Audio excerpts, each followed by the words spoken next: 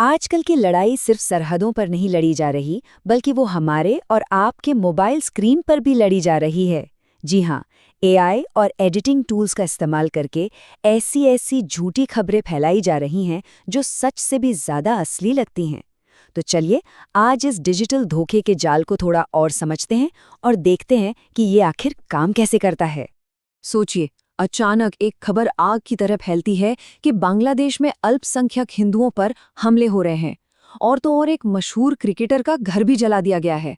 बस इतना ही काफी है माहौल में तनाव भरने के लिए।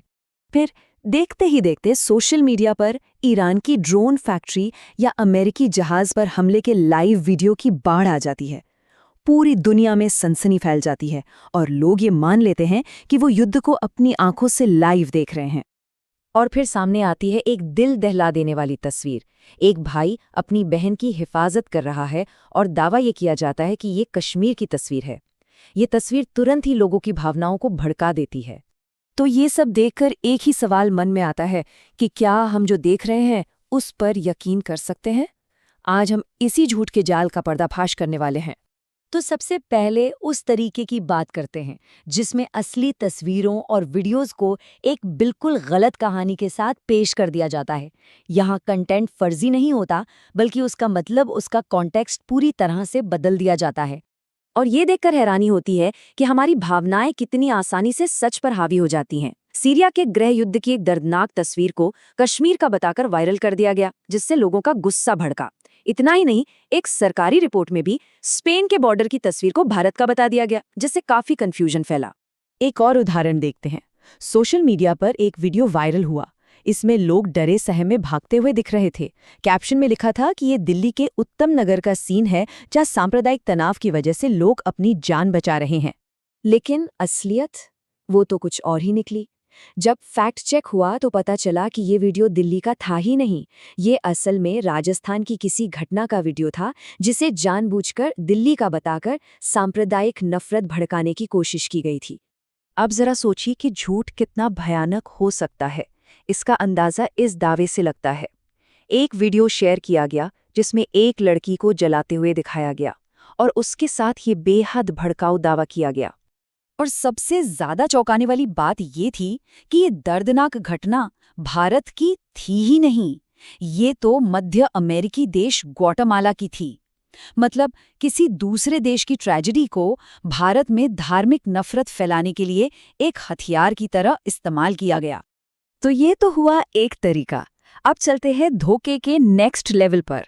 यहाँ सिर्फ कहानी नहीं बदली जाती, बल्कि पूरी की पूरी हकीकत ही बना दी जाती है। ये है एआई और डीपफेक का खतरनाक खेल, जहां आर्टिफिशियल इंटेलिजेंस का इस्तेमाल करके ऐसे नकली वीडियो बनाए जाते हैं जो हूबहू असली लगते हैं। अब जरा इस तरह के वीडियो को देखिए।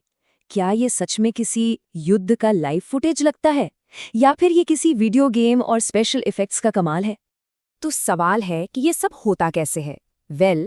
अक्सर ये जो वायरल वॉर क्लिप्स होती है ना, ये पुराने मिलिट्री अभ्यास या कभी कभी तो वीडियो गेम्स के फुटेज से उठाई जाती हैं।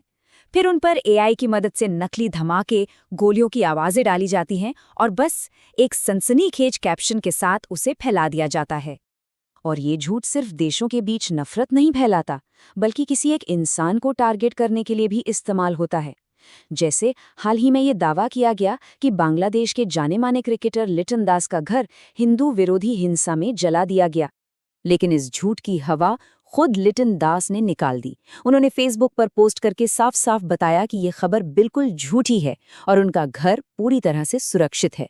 ये एक सीधा और असरदार फैक्ट चेक था, जिसने नफरत फैलाने की एक और कोशिश को नाकाम कर दिया।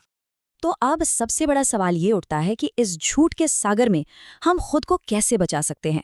चलिए आगे बढ़ते हैं और देखते हैं कि हम इस धोखे को पहचानने के लिए क्या कर सकते हैं। कुछ बहुत ही आसान से कदम है। कुछ भी शेयर करने से पहले बस एक पल के लिए रुकें। हमेशा सोर्स चेक करें। क्या ये कोई भरोसेमंद न्यूज़ चैनल या वेबसाइट है? जो जानकारी मिली है उसे दूसरे भरोसेमंद न्यूज़ सोर्स पर भी देखें। और हाँ, एक बात याद रखें, जो खबर आपको बहुत ज़्यादा चौंकाने वाली या भड़काने वाली लगे, उसके नकली होने की संभावना उतनी ही ज़्यादा होती है। तो आखिर में बस एक ही बात है, हमारे हर एक लाइक, हर एक शेयर की एक जिम्मेदारी होती है। अगली बार जब भी कोई ऐसी सनसनीखेज खबर सामने आए तो उसे आगे बढ़ाने से पहले बस एक पल के लिए रुककर सोचें। क्या पता आपका यही एक कदम झूठ की इस चेन को तोड़ने में सबसे बड़ी मदद कर दे।